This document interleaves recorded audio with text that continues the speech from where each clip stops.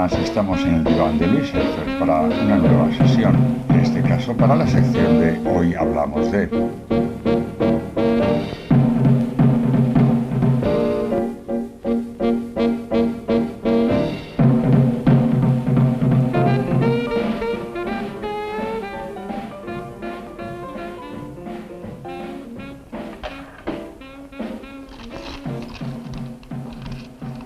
Tell me you was working here, and I was passing by. I thought I'd have a drink.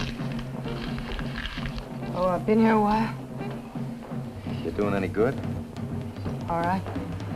Smoke cut him the drink, you shall cut him again. Ain't got all night, Jack. Rye. Have some. Right. 2 doubles. You didn't have to do that, Frankie. No reason you should lose money by wasting time talking to me. Don't say that. You know it ain't a waste.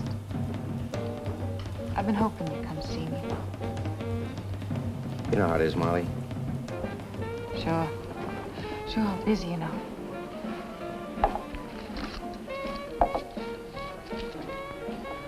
Well, here's to it, Molly-O. Molly-O. I ain't heard that since you went away. Cut sprint, very good. Come, let me down. Save your right, sir. Make it off now. How was it? Very good. Okay. Mr. Pearson, I'm very glad to see you. Awful nice to be here. I just came from the projection room. How much more have you got to shoot? Oh, only a couple of more scenes. We're finishing the picture tomorrow. Well, I just got in at the very end. Oh, here is Frank. Frank. How are you? Nice to see you. Swell to see you again. A You long know, time. that was a terrific job you did. I really enjoyed that. I'm glad you like it. And here's Eleanor Parker, who played his wife. Miss Parker, you know, when I saw you about to jump off that balcony, I almost jumped up to try to stop you. Timo. long way down. And here's our little Kim Novak. How do you do? You know, I can understand why Frank fell in love with you. Here, watch it, watch it, watch it. Let's read some lines. We All gotta right, go let's over. get ready. Say, you know, I was a little dubious about this picture before I came out here. They told me that in Washington they were trying to censor it. Well, maybe they were trying to censor, but you know they can't, because actually, as long as we have a Supreme Court, there is no censorship in this country, even for movies. But there were pressures brought upon me and about the whole industry. We're trying to pressure you. You ought to see the pressures they bring on me. Well, if I can stand up under pressure as well as you can, I'd be very happy. Well, you will. But some people think that the theme of narcotics should not be presented in movies. Now, I actually am not making a documentary, as you have seen. I'm doing the dramatization of The Man with the Golden Arm, a novel by Nelson Algren that won the National Book Award 5 years ago. That was the book that Hemingway praised so much, I think. Yes, Hemingway and Sandberg and a lot of other people liked it very much, and I fell in love with these characters. And I always wanted to put them on the screen because I think they're contemporary characters with contemporary problems. And I think that the problem that the leading man, the leading character, Frankie Machine, has, the problem of narcotics, is a very important thing today, and we don't help it by playing ostriches and putting our head into Well, have the sand. boys in Washington seen it? Oh, but that never plays any part in the thoughts of censors. All they think about is power, bias, prejudice, and suspicion. Well, I agree with you, but one thing I couldn't help but thinking as I saw that picture, do you think that it should be shown to adults or should children also see it? I'm going to suggest to every theater owner who plays the picture to label it. That is, to let the people know what it is about. And then parents who don't want their children to see it will have the possibility to forbid them to go to see it. I myself, I don't say it as a producer because I want many people to see it, think it'll be good for everybody, young and old, to see it and to be warned against the dangers of narcotics as early as possible. Well, I think that there are some pretty grim and realistic moments in that picture, but I think I'd want my children to see it too. I think it's a terrific show, terrific drama, and I don't think it should be censored. And if I could make a prediction, I predict that it'll do a real service for humanity. Thank you very much. You forgive me, Mr. Pearson. Ludwig, we go here because we got a half hour to finish the picture. Yeah? We go? Come. Wait a We minute. shoot. Wait a minute, Anatole. Schnell. Now, he has been doing this since the picture started. You be the judge. Do I really have an accent as ugly as he makes it It's out? a very romantic accent. Thank you very much. All right, let's go.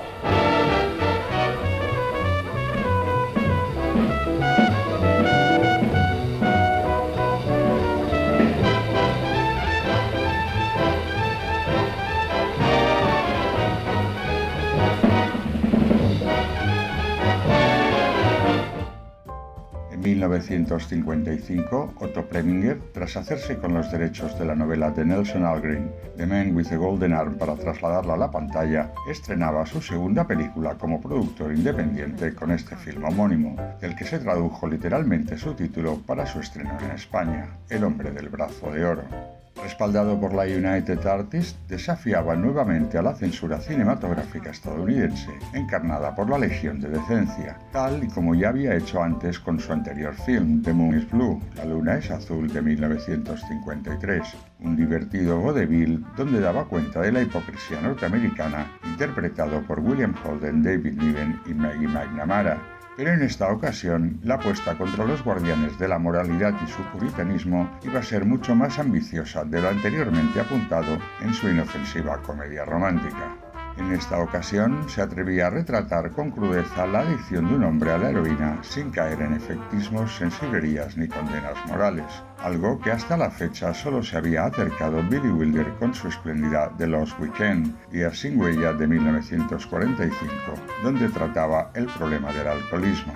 Con este film, el director austriaco nos acerca de manera valiente y objetiva a una temática en su momento tabú, aunque en un principio no consiguió superar los controles de la censura, puesto que Preminger iba más allá de la mera exposición, terriblemente explícita para la época, del consumo de droga y los estados de intoxicación y abstinencia sufridos por el protagonista, dentro de una serie de circunstancias vitales que hacen que el personaje se vea sumido en un círculo vicioso de marginalidad y adicción que le impide alcanzar sus deseos de reinserción social.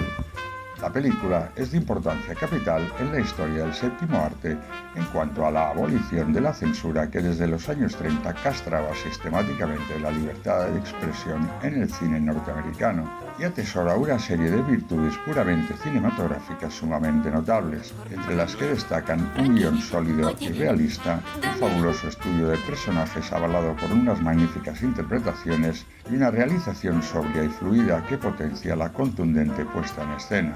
El realizador hace uso de todos los componentes clásicos del cine negro, la mafia y la explotación del juego, el antihéroe, la ambientación y la mujer fatal, a los que imprime su particular visión, retratando de forma fidedigna y atemporal la compleja personalidad del drogadicto. La película está interpretada por Frank Sinatra, Eleanor Parker, Kim Novak y Darren McGavin en los papeles protagonistas. A pesar de no ganar galardón alguno, fue nominada para los premios Oscar de 1956 en las categorías de Mejor Actor, Frank Sinatra, Mejor Dirección Artística y Mejor Banda Sonora Original para Elmer Bernstein. Y también nuevamente nominado Frank Sinatra al Premio BAFTA de 1957 como Mejor Actor.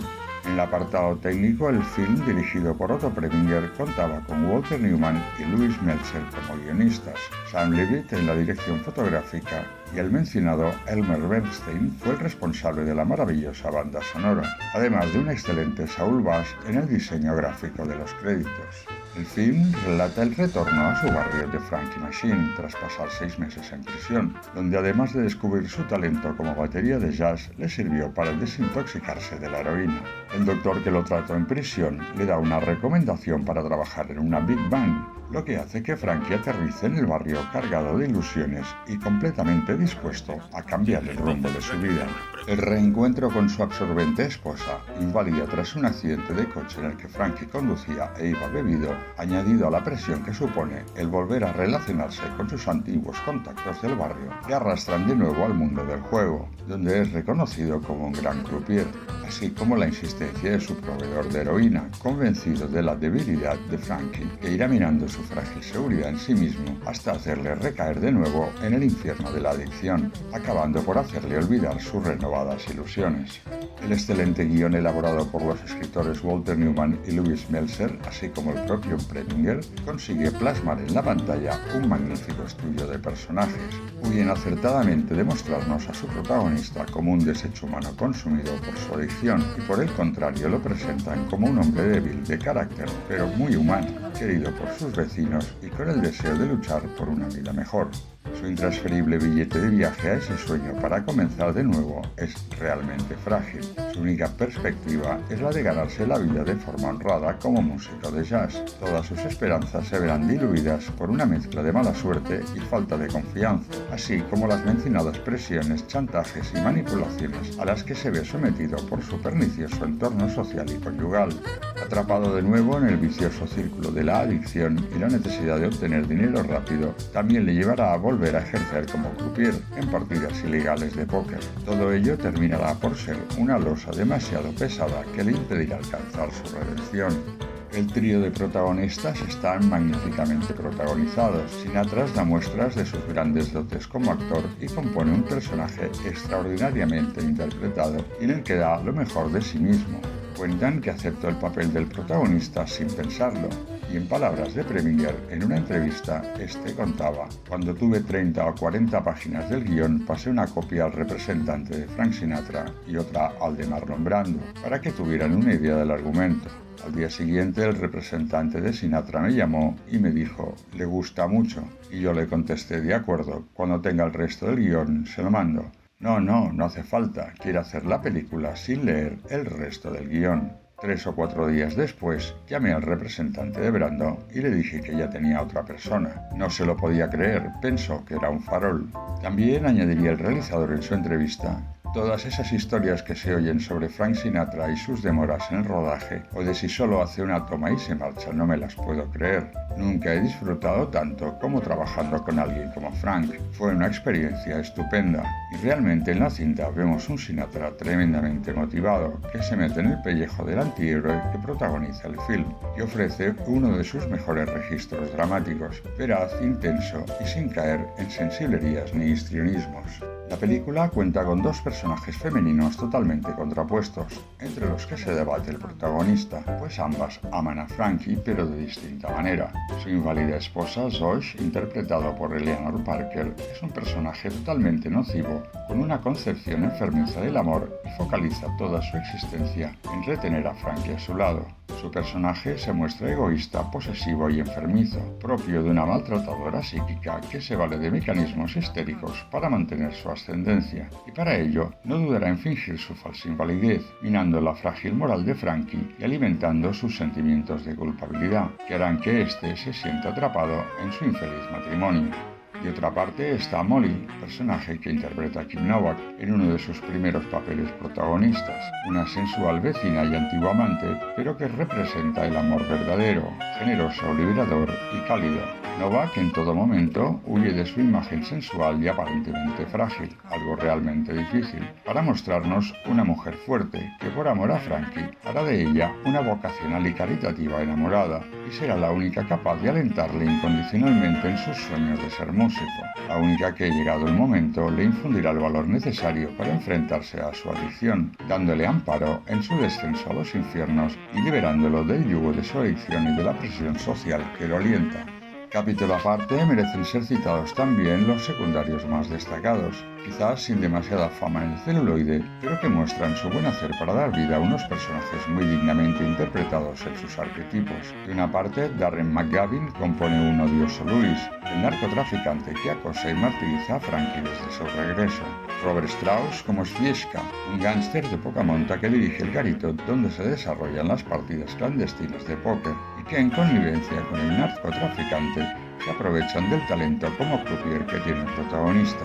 Y finalmente Arnold Stang, quien interpreta a Sparrow, un friki amigo de Frankie con vocación de Pepito Grillo. El film se desarrolla principalmente en interiores, un hecho que obligó a Preminger a poner de relieve todas sus habilidades, puesto que se vio forzado a rodar todas las secuencias en estudio. Me hubiera gustado rodar en localizaciones de Chicago, pero fundamentalmente los motivos económicos me lo impidieron. Era muy difícil en aquella época poder rodar en localizaciones, relataba el director. Otto Preminger, amante del plano secuencia y el verismo, coloca la cámara en plano medio y sigue a los actores con hábiles desplazamientos horizontales y verticales para darle naturalidad y enfatiza los momentos más relevantes con zooms a primeros y primerísimos primeros planos para conseguir una sensación de que los hechos se van sucediendo prácticamente en tiempo real y utilizando al tiempo un montaje lineal con encadenados que potencian ese tono realista.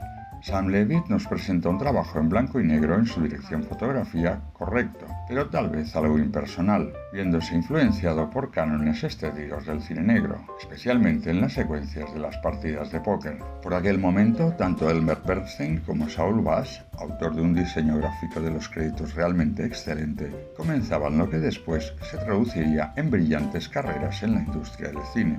La música nominada al Oscar es extraordinaria y magnífica, especialmente en el corte de inicio que acompaña los títulos creados por Bass, y ha terminado en la actualidad por convertirse en todo un clásico de la música jazz. Respecto a lo que se refiere a la labor del que probablemente sea el mejor diseñador gráfico de la historia del séptimo arte, que a pesar de que era uno de sus primeros trabajos, Bass consiguió una síntesis audaz que entrona perfectamente con la música de Bernstein, gracias a los trazos de sus letras y dibujos, adquiriendo un grandioso clímax final, donde fundidos con la música estruendosa y sincopada acaban por ofrecer una impactante representación gráfica del brazo de oro que da nombre a la película.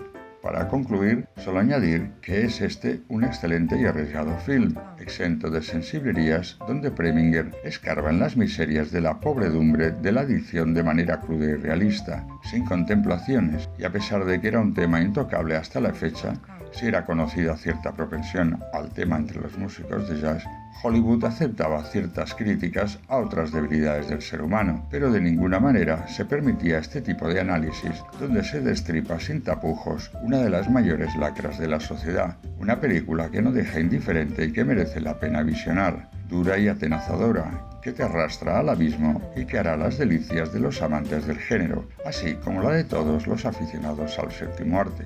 Llegados a este punto, solo despedirme, como siempre, Luis Schaifer desde su diván. Buen cine y mucha suerte.